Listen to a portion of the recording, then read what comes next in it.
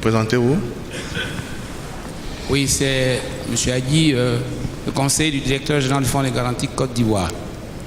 À la faveur donc de cette table ronde, je voudrais profiter de ça pour une contribution.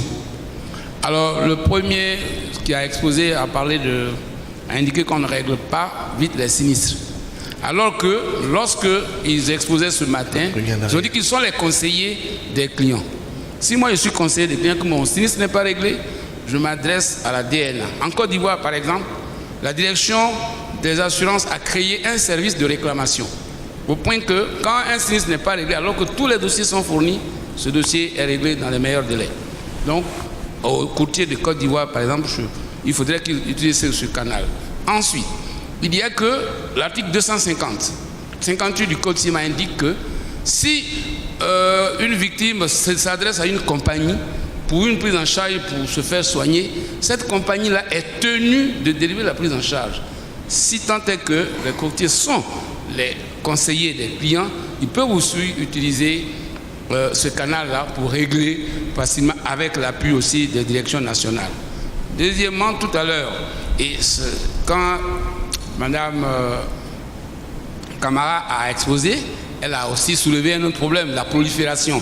Là-dessus, une réflexion doit être menée en attendant peut-être la journée nationale, les journées des assurances, les états généraux des assurances à Abidjan en mars.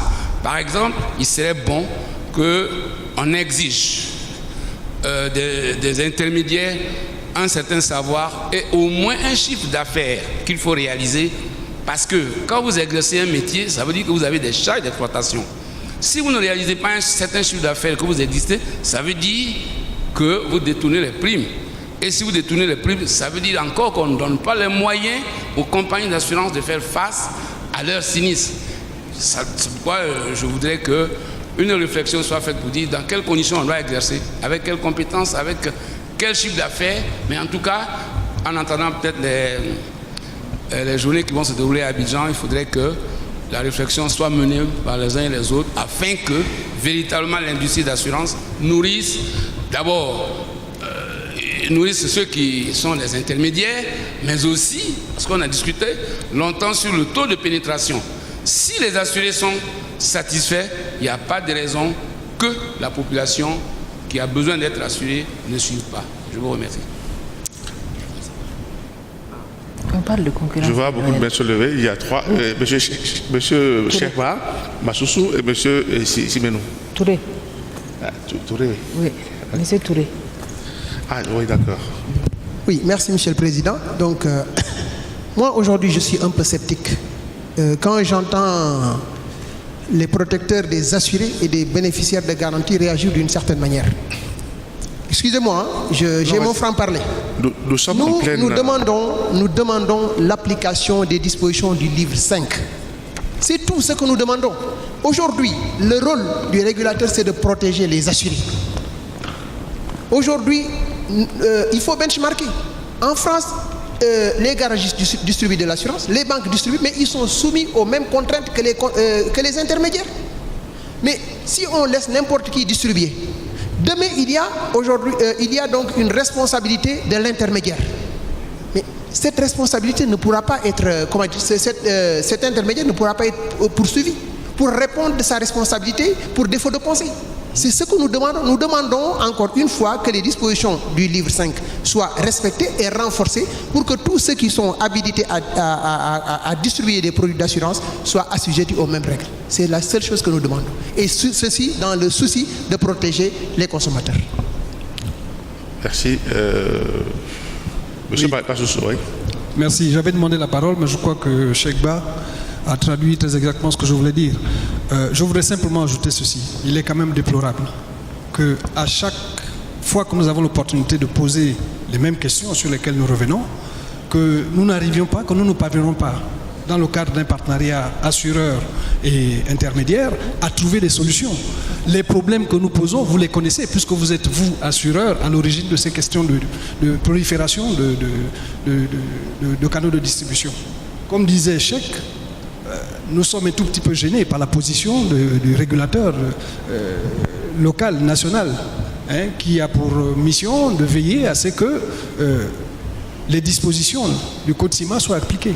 Tout ce que nous souhaitons, c'est qu'à l'endroit des assureurs, que les autorités de contrôle prennent le temps de s'asseoir et de prendre la décision. C'est tout ce que nous demandons, de prendre la décision, de faire en sorte que l'assureur ne travaille qu'avec la seule personne qui est autorisée à distribuer des produits d'assurance dans les conditions qui sont prévues par le Code CIMA. Merci. C'est tout ce que nous demandons. Je crois que c'est Keita. Et après, M. Simenou, ici. M. Simenou. Oui. José, tu as la parole. Allô. Bien, merci Monsieur le Président.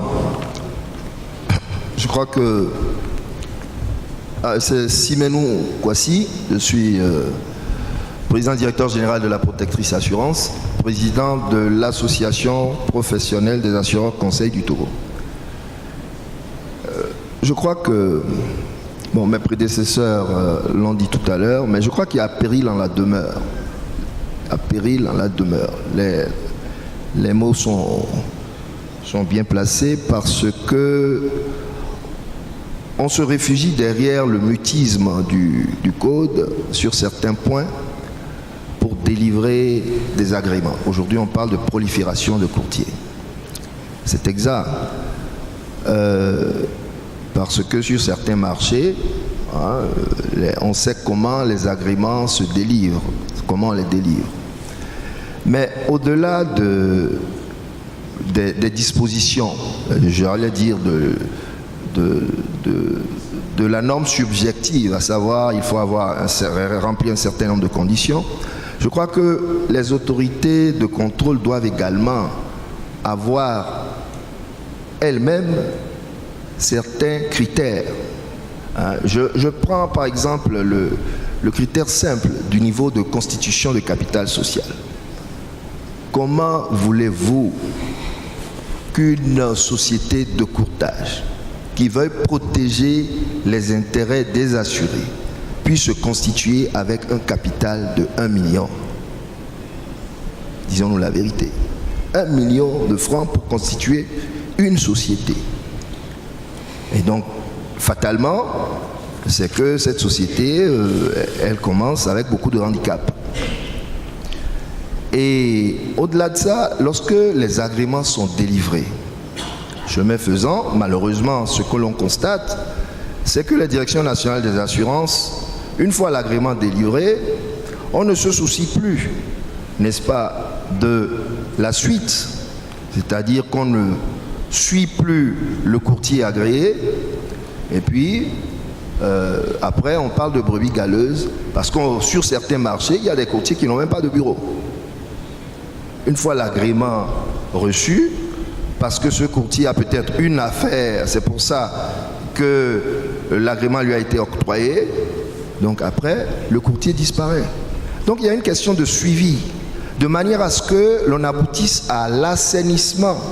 Nous ne sommes pas contre que l'on donne des agréments, mais il faudrait que l'on suive, après la délivrance des agréments, que l'on suive de manière à ce que lorsque certains courtiers ne remplissent plus certaines conditions que la DNA aura elle-même posées, qu'on puisse les retirer de manière à ce qu'on en agrée d'autres.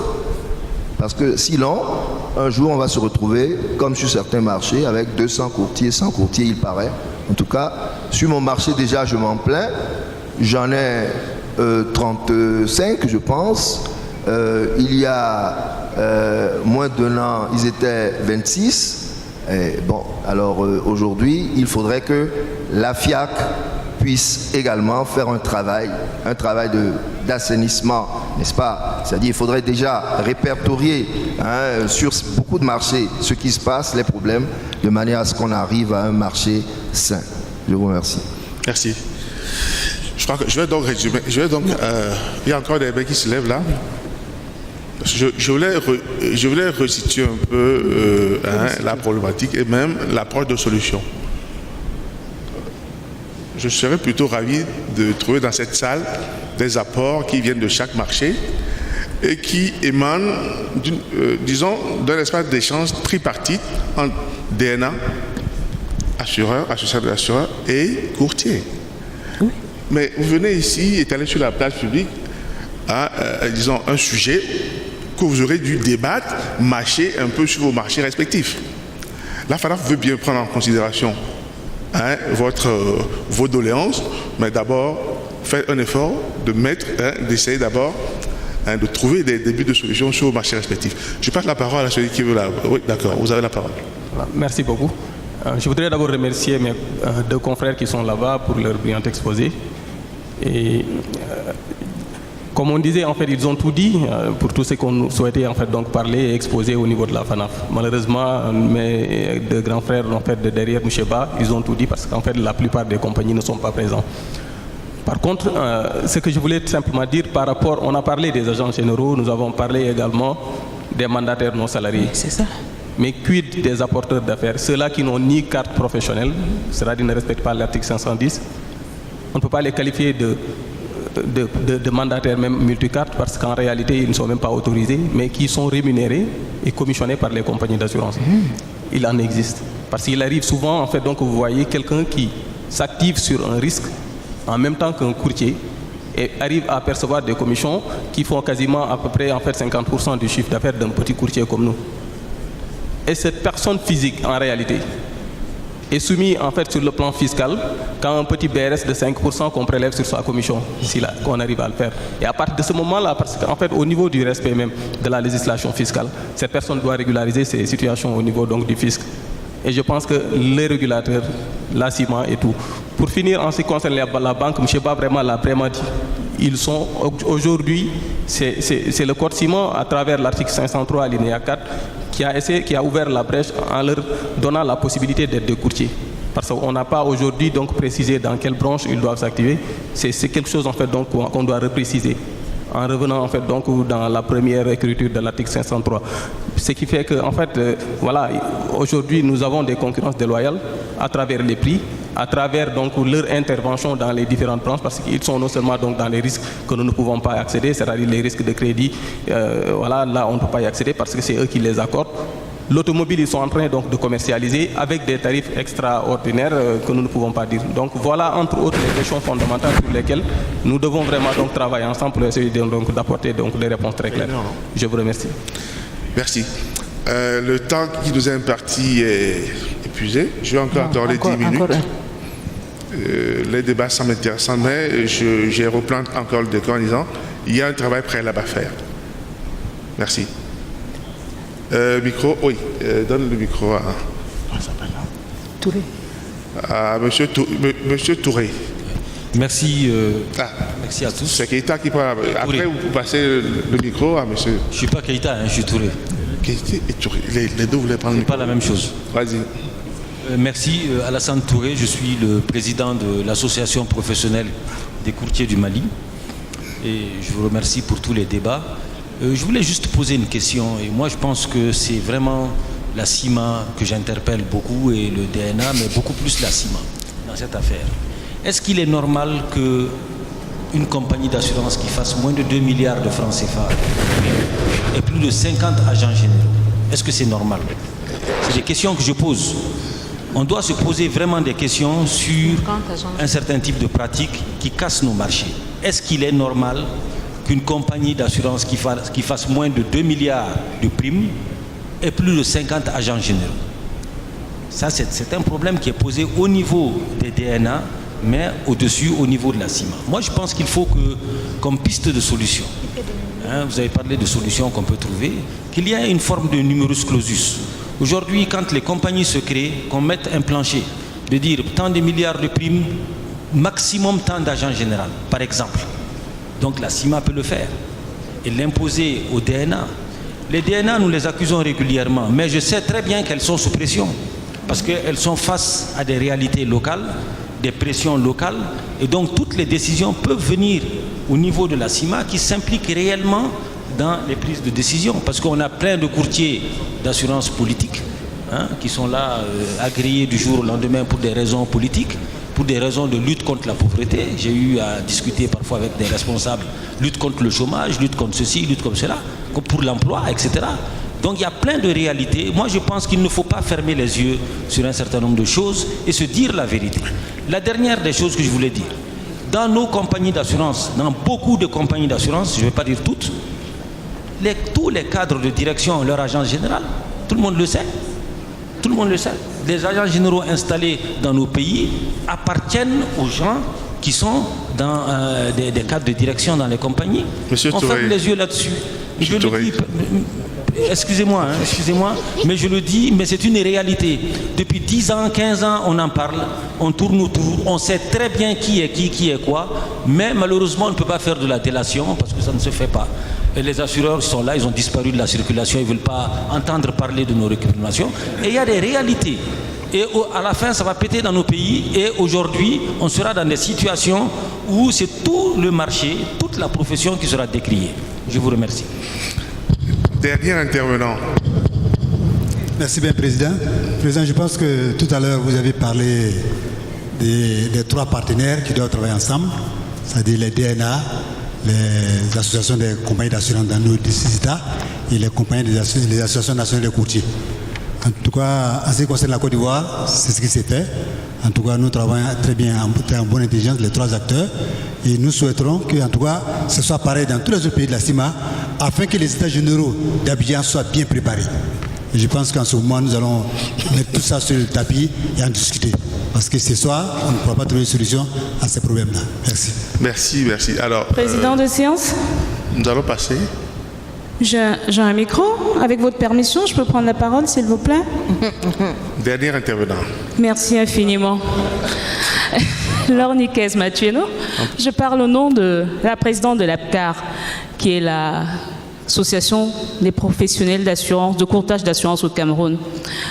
À l'issue de tous les débats, ce que j'ai pu retenir ici, je le résumerai en 2 points. Je suis entièrement d'accord avec les DNA sur ce qu'on ne peut pas leur demander d'arrêter de délivrer des agréments parce que c'est la réglementation en cours. Si les proposants remplissent les conditions naturellement, qu'ils auront leurs agréments. Je pense qu'au-delà de ceci, on devrait plutôt penser à revoir la réglementation elle-même, qui, à mon sens, à ce jour, devrait être un peu dépassée. Nous avons dans nos débats fait des suggestions sur la révision des conditions d'accès à cette profession d'intermédiation.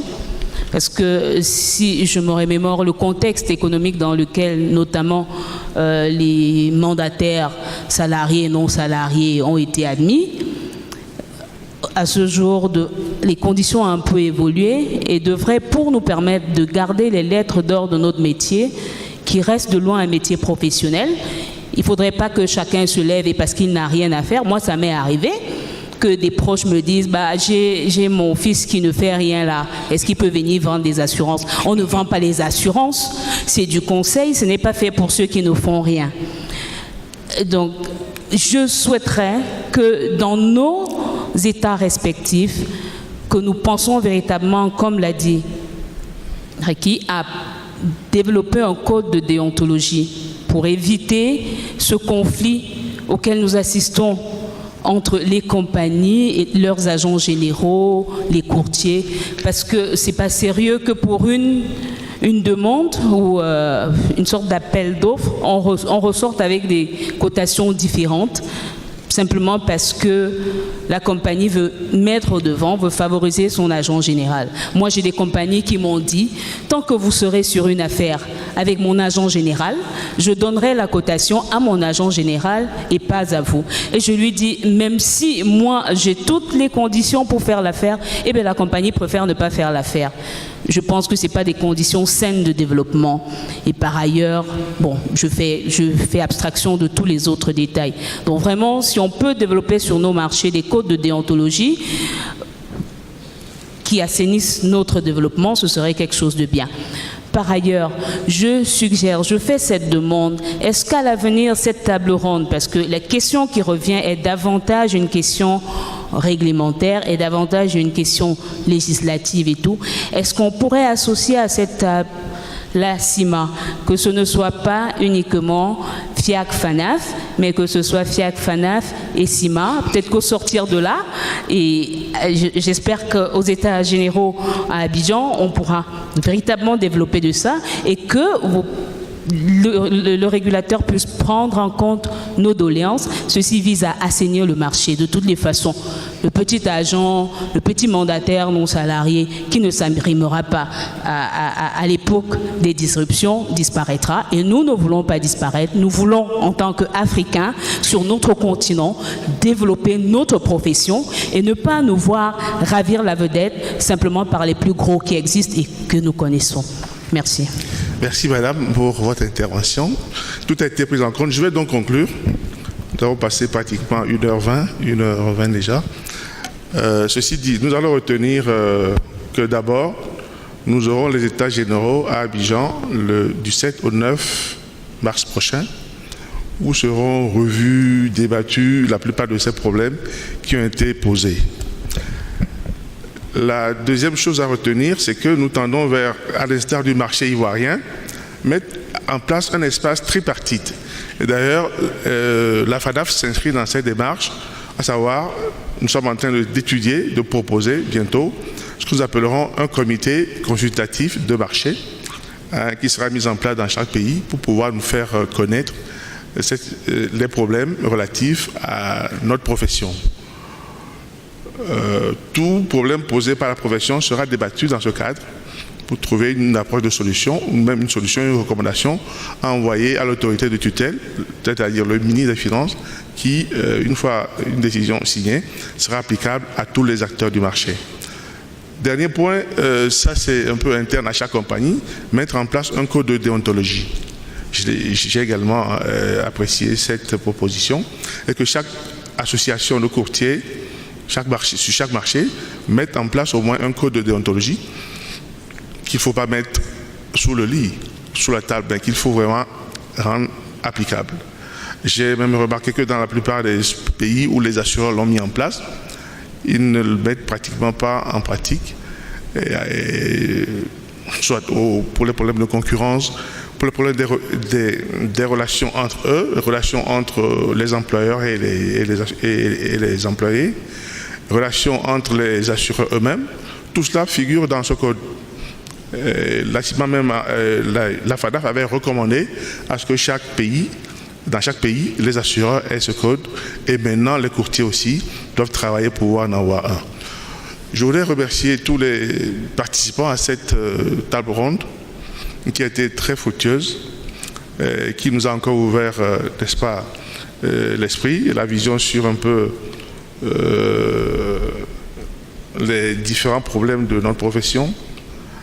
À l'ère bientôt des disruptions là, qui arrivent, il va falloir que nous ayons un peu plus un esprit d'anticipation pour régler la plupart des problèmes qui se posent à notre profession. Une fois encore, merci pour les autorités de contrôle qui ont été présentes et qui ont fait un apport considérable dans la façon de voir et de trouver des solutions aux problèmes qui se posent. Je vous remercie, monsieur, et bonne soirée. Tout à l'heure, nous nous retrouvons.